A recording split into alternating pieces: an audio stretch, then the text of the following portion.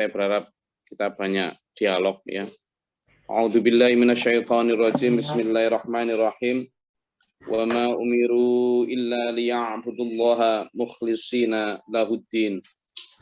Hunafa'a wa yuqimus sholata wa yu'tuz zakat wa dzalika dinul qayyimah. Jadi kalau di ayat keempat kemarin kita diberitahu Allah tentang manusia-manusia di zaman dahulu, terutama ahli kitab, Yahudi dan Nasrani, yang terpecah belah di dalam menyikapi kerasulan Muhammad Sallallahu Alaihi Wasallam. Ada yang percaya, ada yang enggak, ada yang membenci, ada yang biasa-biasa saja, tapi ada juga yang menjauhi dan seterusnya. Nah, di ayat yang kelima ini sampaikan bahwa manusia dalam hal ini Yahudi dan Nasrani itu tidak diperintah Allah kecuali untuk menyembah Allah. Itu termaktub di dalam Taurat maupun Injil. Jelas di sana itu. Saya tidak hafal ya, apa surat dan berapa ayat yang menyebutkan orang Bani Israel di dalam kitab Taurat itu diperintah untuk menyembah Allah. Orang Nasrani di dalam Injil itu diperintahkan juga untuk menyembah Allah. Dan ternyata juga di sana diperintahkan untuk tetap lurus, menegakkan sholat, menunaikan zakat.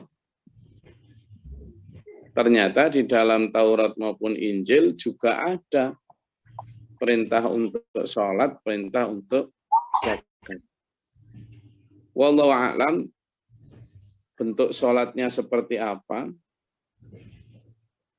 berapa kali dalam sehari, lalu seperti apa bacaan di dalam sholatnya. Tentu berbeda dengan syariat di masa Rasulullah Muhammad SAW. Tapi bukan pada perbedaan syariatnya, tetapi pada kesamaan hakikat akidahnya. Ada beberapa sih yang masih sama. Konon dalam kaifiyah sholatnya Nabi Musa maupun sholatnya Nabi Isa itu ya tetap pakai rukuk dan sujud. Itulah kenapa beberapa aliran di dalam agama Kristen, terutama Kristen Ortodoks, itu kalau kita lihat cara sholatnya itu mirip-mirip dengan kita. Bahkan yang perempuan pun aturan berpakaian, berbusananya mirip-mirip juga dengan kita.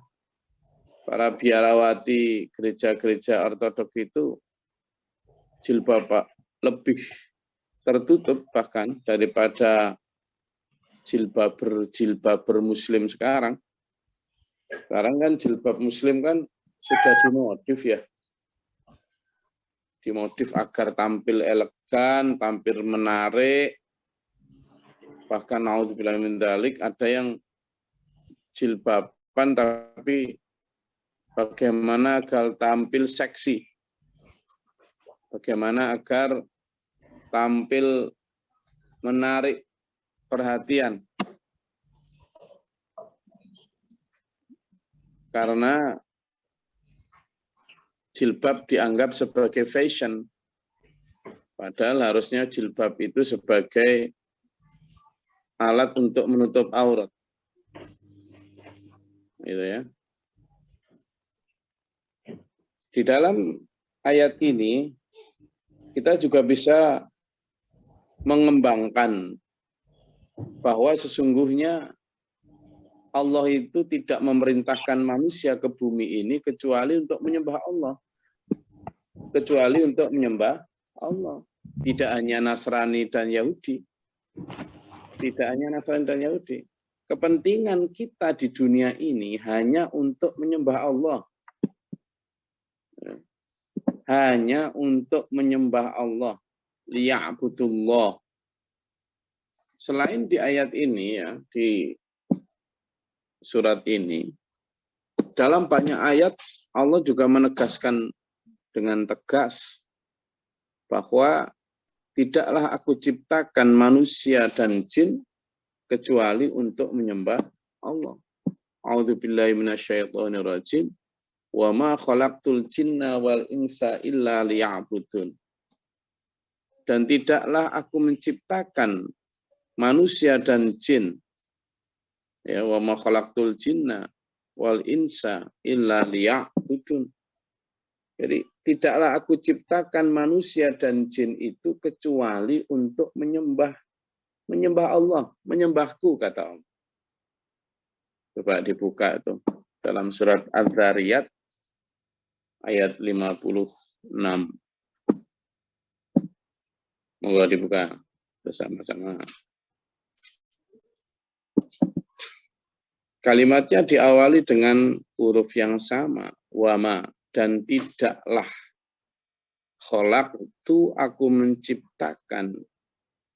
Khalaqtul jinna, aku menciptakan jin wal insa, dan manusia.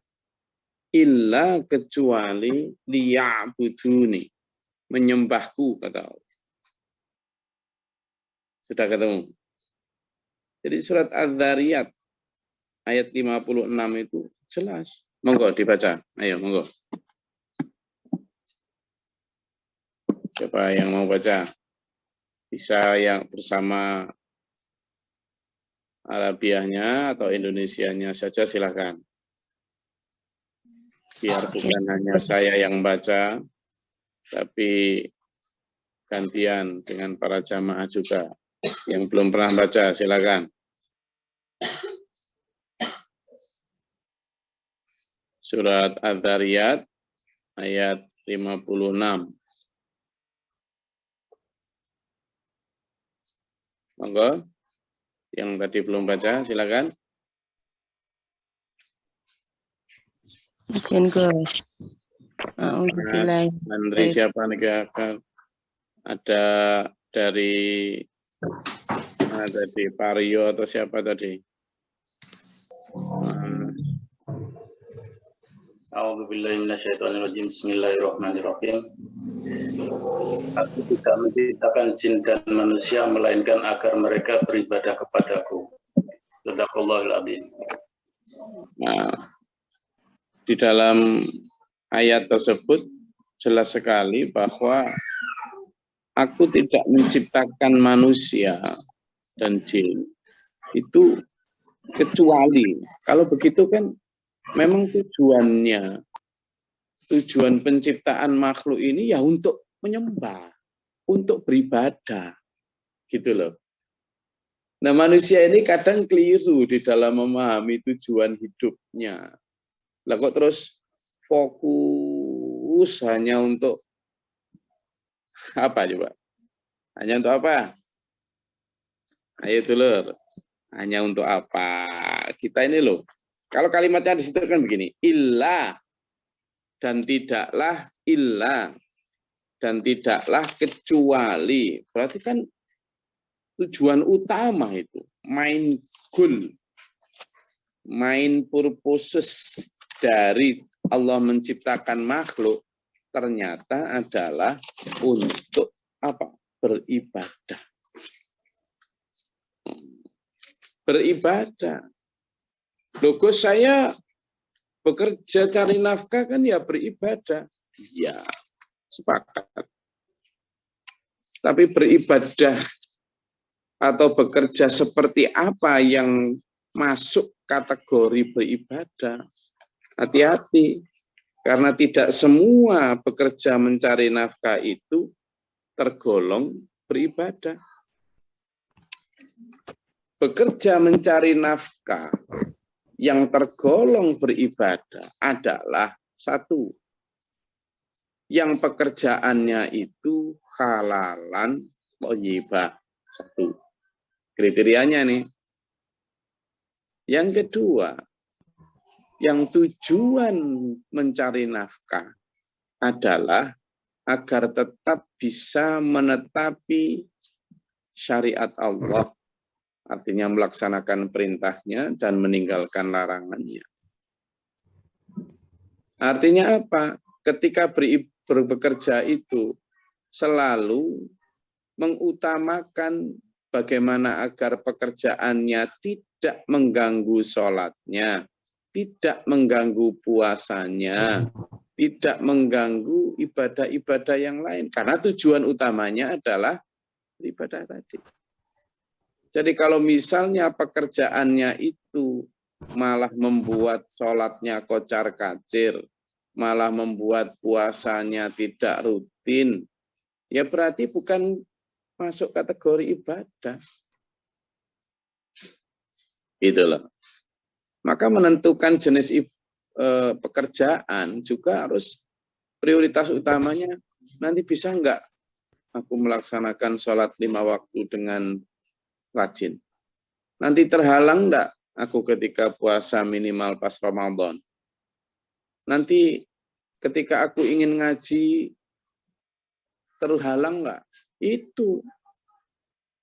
Lalu yang ketiga, pekerjaan yang masuk dalam kategori ibadah adalah ditujukan sejak awal bahwa jika sudah mencapai nisab akan membayar zakat, jika sudah mencapai keinginan untuk bersedekah, tetap untuk sedekah.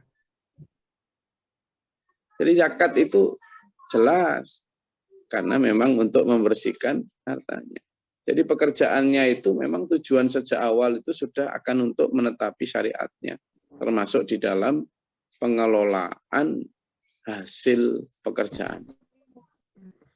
Yang keempat, ketika bekerja itu selalu banyak zikrullah. Apa dasar saya? Jelas dalam surat Al-Jumu'ah itu menyatakan, ketika fangtashiru fil ard, diperintahkan untuk bertebaran di muka bumi, mencari ridho Allah, karunia Allah. Sebutan selanjutnya jelas. Wadhkurullaha katsira, disuruh banyak ingat Allah. Jadi pekerjaan yang bernilai ibadah adalah jika dalam proses mencari nafkah tadi diselingi dan diiringi dengan banyak zikrullah, ingat Allah. Jadi surat Al-Jumu'ah bahwa idza qudiyatis shalat Jum'ah, ya kan? Fangtashiru fil ard itu, idza qudiyatis shalat fangtashiru fil ard, bahwa setelah melaksanakan sholat Jum'ah kemudian diperintahkan untuk bertebaran di muka bumi untuk mencari karunia Allah, itu diiringi dengan apa? Dzikron katsira. Kalau tidak begitu, ya berarti tidak bernilai ibadah. Jadi ketika sholat, ketika bekerja, misalnya di kantor, di depan komputer, sedang menyusun RAB, rancangan anggaran biaya misalnya. Kalau banyak mengingat Allah, maka tidak akan berani markup budget sambil tawar-menawar sebagai pedagang di toko atau di showroom sambil mengingat Allah, merasa digenangi Allah. Tidak akan berani berkata bohong. Loh ini loh sudah ditawar 200 juta kemarin. Padahal belum, nggak ada yang nawar. Nah kayak gitu. Karena nggak banyak ingat Allah. Maka itu tadi. Kriteria keempat, pekerjaan yang bernilai liya'budun, menyembah kepada Allah, beribadah, yang begitu.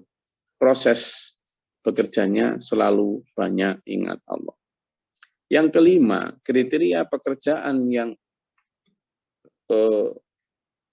bernilai ibadah adalah apapun yang kita lakukan di bumi ini adalah untuk mengumpulkan sangu bekal ke akhirat. Kalau begitu, termasuk pekerjaan pun, maka harusnya hasil pekerjaan kita itu juga kita bagi secara jelas mana yang kita pakai untuk kebutuhan hidup di dunia, mana yang kita pakai untuk kebutuhan akhirat. Apa dasarnya? Surat Al-Qasas ayat 77. A'udzubillahi minasyaitonirrajim. Wabtaghi fima atakallahu daral akhirah wa la tansa nasibaka minad dunya. Coba balik saya yang dari Kalimantan Selatan dibaca. Al-Qasas. Al-Qasas ya. Ya monggo ditemukan. Ayo ditemukan. Al-Qasas itu surat ke-28 ayatnya ke-77. Coba balik Haji Abdullah.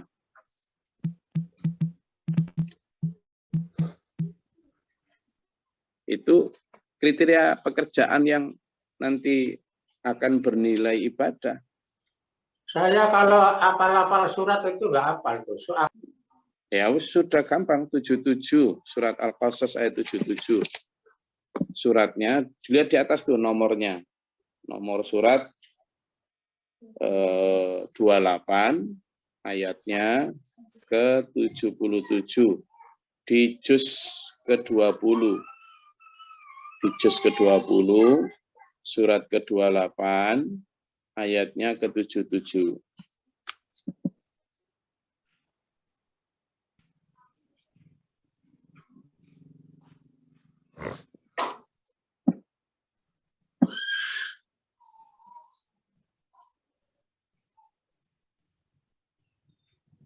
Ya, 77. Sudah ketemu?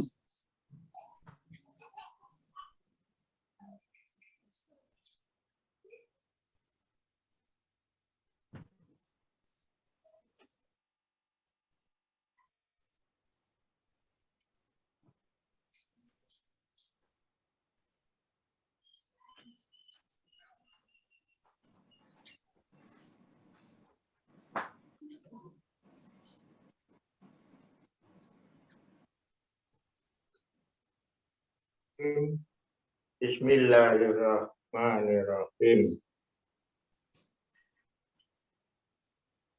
Dan carilah pahala negeri akhirat dengan apa yang telah dianugerahkan Allah kepadamu.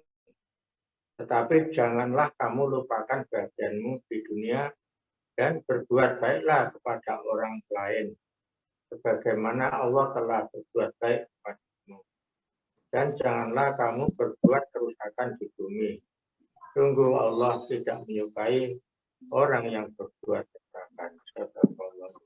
Jadi jelas bahwa hasil dari usaha itu harusnya dibawa utamanya untuk akhirat, lalu sisanya dipakai untuk kebutuhan hidup sesuai kebutuhan di dunia. Itu nanti pekerjaan yang memang ditujukan seperti itu, hasilnya dipakai seperti itu yang bernilai ibadah. Jadi itu loh. Lalu yang keenam, kriteria pekerjaan itu pekerjaan yang benar-benar sebisa mungkin memberi manfaat untuk banyak orang selain dirinya. Ya, memberi manfaat untuk sebanyak mungkin orang lain selain dirinya. Jadi bukan hanya yang menanglah aku, kalahlah kamu, tapi sebisa mungkin memberi manfaat kepada lebih banyak orang selain dirinya. Itu bernilai ibadah. Kenapa? Karena dasarnya adalah ta'awanu 'alal birri wat taqwa wa la ta'awanu 'alal ismi wal 'udwan. Kita itu diminta dan diperintah Allah untuk tolong-menolong di dalam kebaikan. Itu. dan tidak di dalam dosa dan kejelekan. Ya, pekerjaan yang baik adalah pekerjaan yang menolong orang lain. Gitu. Ya. Dan yang terakhir, sekali lagi, yang terakhir adalah yang ketujuh, kriteria pekerjaan yang bernilai ibadah. Tentu sesuai dengan syariat Islam. Tidak merugikan orang lain. Ya, meskipun halal, meskipun thayyib, tetapi kemudian merugikan orang lain, tidak jujur, ya repot. Jadi dilaksanakan dengan penuh kejujuran, tidak ambisius. Ya. Saya rasa itu. Nah, kembali kepada ayat yang kita pelajari bahwa di dalam surat Al-Qadr tadi itu disampaikan bahwa Al-Bayyinah, tidaklah aku perintahkan Bani Israel, Nasrani dan Yahudi itu illa liya'budun, kecuali menyembah. Tadi saya luaskan dengan bahwa bukan hanya Bani Israel dan Nasrani yang diperintahkan hidup ini hanya untuk menyembah, ya, yang tadi surat Al-Dzariyat, tapi kita semua mukhlishina lahuddin, kecuali untuk memukhliskan agama Allah, taat padanya, hunafa'a, dengan agama yang lurus, wa yuqimus sholata wa yu'tuz zakat, menegakkan sholat dan menunaikan zakat. Makanya tadi kan saya luaskan sampai menunaikan zakat. Wadzalika dinul qayyim, dan itulah agama yang lurus. Jadi agama yang lurus. Dinul qayyim apa? Dinul Islam. Jadi dari sana kita bisa petik pelajaran bahwa kita ini ada tujuan hidup yang pasti, itu ada. Gitu loh. Tujuan hidup yang pasti itu ada. Siapa? Ya,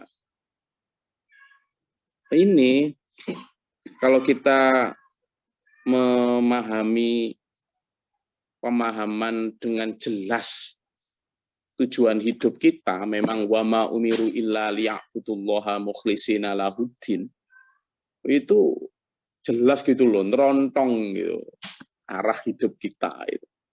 Enggak sekedar cuma hidup yang kan gini ya, kalau cuma sekedar hidup ya ular juga hidup gitu.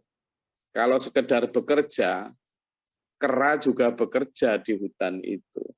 Maka kita bukanlah kera, bukanlah ular, tapi kita adalah ahsani taqwim, makhluk yang mulia. Karena itu monggo kita capai kemuliaan itu, jangan sampai summa raddadnahu asfala safilin. Karena ada di samping kemuliaan itu ada derajat yang kemudian rendah serendah-rendahnya. Tapi ada juga exception, ilah, pengecualian. Siapa? Itu tadi alladzina amanu wa amilus sholihah. Kecuali orang-orang yang beriman dan beramal saleh.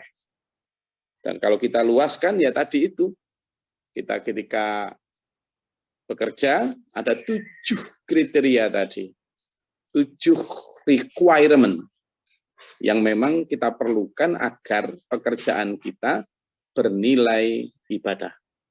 Kenapa? Misalnya ya, besok pada saat Ramadan, kalau pekerjaan kita ternyata kemudian malah menghalangi kita untuk fokus pada puasa, tadarus, kemudian tarawih. Lah ya gimana gitu. Padahal kita punya 12 bulan, 1 bulan kita diminta Allah untuk fokus beribadah. Ya. Nah, cuma orang-orang Yahudi dan Nasrani banyak yang kemudian menambal sulami, menambah kurangi ajaran Taurat maupun ajaran Injil. Tidak mukhlis, tidak murni. Itu yang membuat kemudian banyak penyimpangan. Dan itu jangan sampai terjadi di Islam kita. Saya rasa itu. Monggo kalau ada yang mau disampaikan atau ditanyakan, silakan. Ada yang dinyatakan atau ditanyakan, silakan. Izin Gus. Monggo, Mohon Pak. diulang tadi Monggo Pak surat Jenderal. Al-Jumu'ah ayat berapa Gus?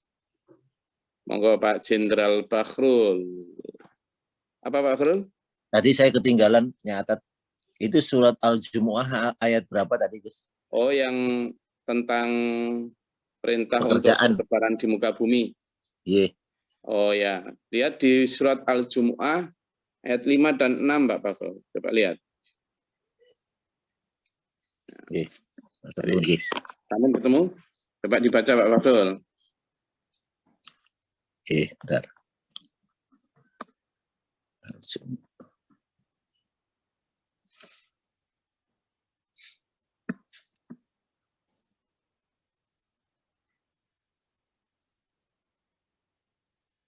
Al-Jumu'ah ayat 10 juga ada. Coba ayat, kalau nggak ayat 5 ayat 10. Monggo dibuka. Sampun kepanggih.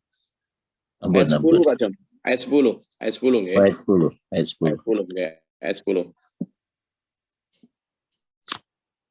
Monggo Pak Jenderal Bakhrul. Dibaca ayat kalau memang belum apa? Sampun, monggo, silakan. A'udzubillahi minasyaitonirrajim. Bismillahirrahmanirrahim. Apabila telah ditunaikan salat, maka bertebaranlah kamu di muka bumi dan carilah karunia Allah dan ingatlah Allah banyak-banyak supaya kamu beruntung. Shadaqallahul adzim. Nah, itu tadi kan ada 7 kriteria agar pekerjaan itu masuk kategori ibadah. Tidak semua pekerjaan masuk kategori ibadah. Tidak semua pekerjaan masuk kategori ibadah. Nah, satu di antara kriterianya itu tadi, kita diperintahkan sama Allah setelah selesai sholat, bertebaranlah di muka bumi, carilah karunia Allah, sambil apa tadi itu? Banyak mengingat Allah. Apa manfaatnya? Yaitu tadi, kalau kita misalnya sebagai pejabat, atau sebagai konglomerat, atau sebagai apapun, dalam pekerjaan itu, lalu kita banyak mengingat Allah, maka kita akan dijaga Allah. Tidak akan korupsi kalau pejabat, nggak akan menipu kalau pedagang, ya kan? Nggak akan aneh-aneh ketika menjadi petani, ya toh? Nggak akan. Ya, kalau misalnya ketika menimbang hasil tani juga jujur, nggak akan mengurangi timbangan. Karena apa? Merasa digenangi keagungan kebesaran Allah. Itu. Jadi kalau di dalam surat Ali Imran ayat 191 bisa dibaca itu. Di sana sebutkan, monggo silakan dibuka semua. Manfaatnya kita itu apa? Orang-orang ulul albab atau orang yang berpikir menggunakan akalnya itu adalah a'udzubillahi minasyaitonirrajim alladzina yadhkurunallaha qiyaman wa qu'udan wa 'ala junubihim. Ya, tadi kan yadhkurunallah ya, perintah zikir pada Allah. Nah, zikir pada Allah itu seperti apa? Diterangkan tuh dalam surat Ali Imran ayat 191. Coba dibuka, monggo biar enggak saya aja yang baca. Silakan.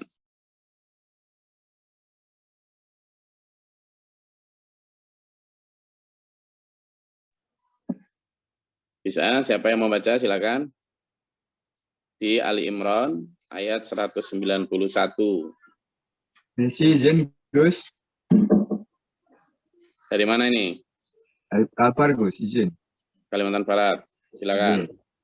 A'udzubillahiminasyaitonirrajim. Bismillahirrahmanirrahim. Aladina kurunallaha qiyama wa qu'udan wa 'ala junubihim wa fakar fi khalqis samawati wal ardh. Salam. Hadza batila subhanaka faqina adzabannar.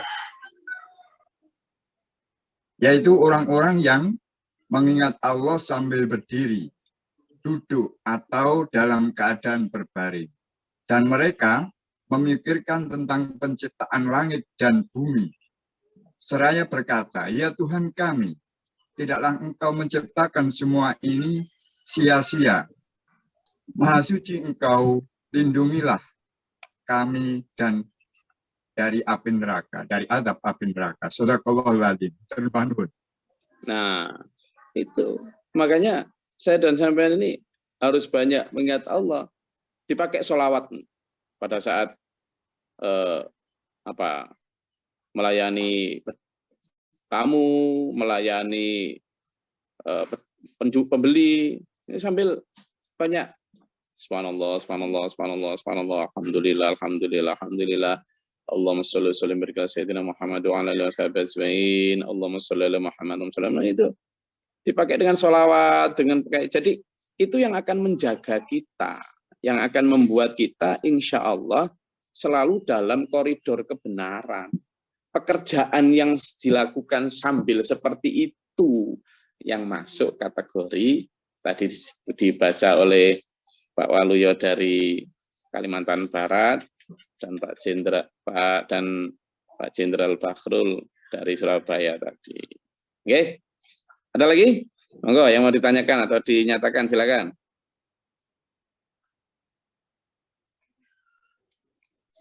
Gus, Silakan. satu lagi Gus. Oke. Kalau ada orang yang terganggu dengan orang mengingat Allah, ketika dia maju ke panggung lupa semua, itu kira-kira bagaimana Gus? Alasannya, wah saya tadi terganggu konsentrasi saya gara-gara ibu ini sering mengucapkan subhanallah, subhanallah. I know who you mean. Pak Bakhrul, jangankan mereka, Pak Bakhrul, saya sendiri pun itu masih sering lupa Allah. Benar itu. Jadi untuk menjadi seperti yang disampaikan dalam Ulul Albab Ali Imran ayat 191, saya sendiri pun masih sering gagal. Jadi kalau ada orang yang kemudian terganggu dengan bacaan istighfar, kalimat tasbih, dengan sholawat, lalu terganggu, ya wallahu a'lam, itu urusan dia. Tetapi kita pun sering lupa, apalagi kalau sudah pada saat ngomong. Makanya dulu saya itu sering diingatkan Nabi Mukhtar, ayah saya itu, Gus, kadang ngomong atau membicarakan topik tentang ketuhanan, ngomong ngaji tentang Quran itu loh nggak ingat Allah. Gitu. Jadi hati-hati gitu saya bilang. Makanya ayo kita refleksi pada diri kita masing-masing. Tata diri kita, ingatkan diri kita. Ketika diingatkan orang lain, ayo kita terima. Ya, saya rasa itu kajian kita pada pagi hari ini. Sudah jam 6, waktunya kita bertebaran di muka bumi.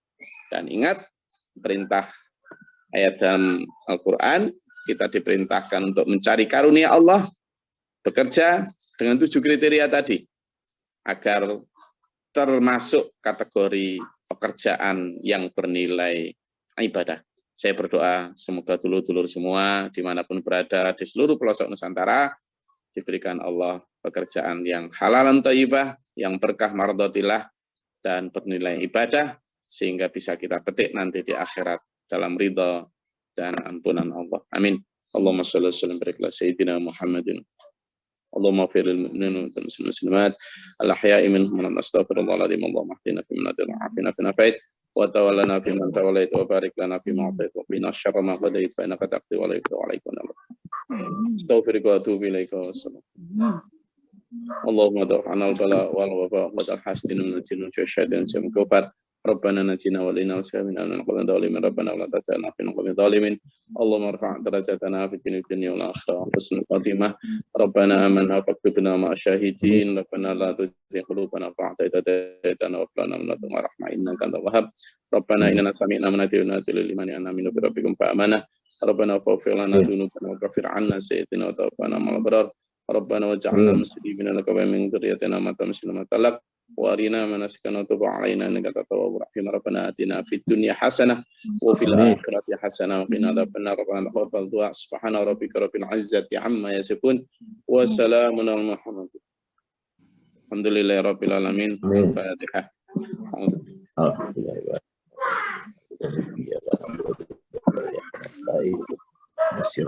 Assalamualaikum warahmatullahi wabarakatuh. Waalaikumsalam warahmatullahi wabarakatuh. Allahumma rahmanna bil Qur'an wal lana